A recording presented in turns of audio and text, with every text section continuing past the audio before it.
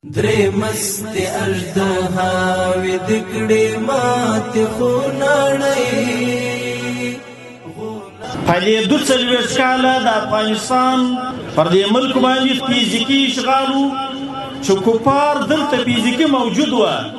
پروردګار عالم جل جلاله د 6,000 فدایانو او په لکو سرښندونکو مجاهدینو په خپلو غوښو په خپل وینو په خپلو هډوکانو باندې هغه دا فیزیکي اشغال ختم کړي. د دې جنازه یې زموږ د ملکه څه وایستل، د انګریزیانو جنازه ووتل او راسه پسې بیا د روسانو جنازه ووتل، تر هغه وروسته بیا د ناټو 15 ملکه جنازه ووتل.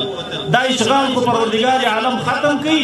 د دغه اشغال د خاتمې دپاره موږ راجمع یو، د الله دا شکر ګزاري کوو چې لمانځو چې الله تعالی رضی حمد چې دغه اشغال دې ختم کړي.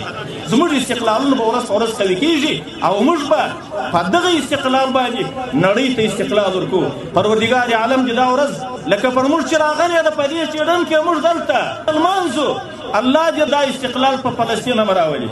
الله دې پر هغو هم داسې ورځ راولي چې داسې استقلال لمانځي او د اسرائیلو جنازه وتلې وي د دې سیمې څخه او اسرائیل هغه تباه و هلاک ګرځېدلي وي او الله دې نړۍ پر مسلمانانو باندې دا استقلال دا خوشحالي راولي. غلام خدا غلام شي پشمار یوه ګړۍ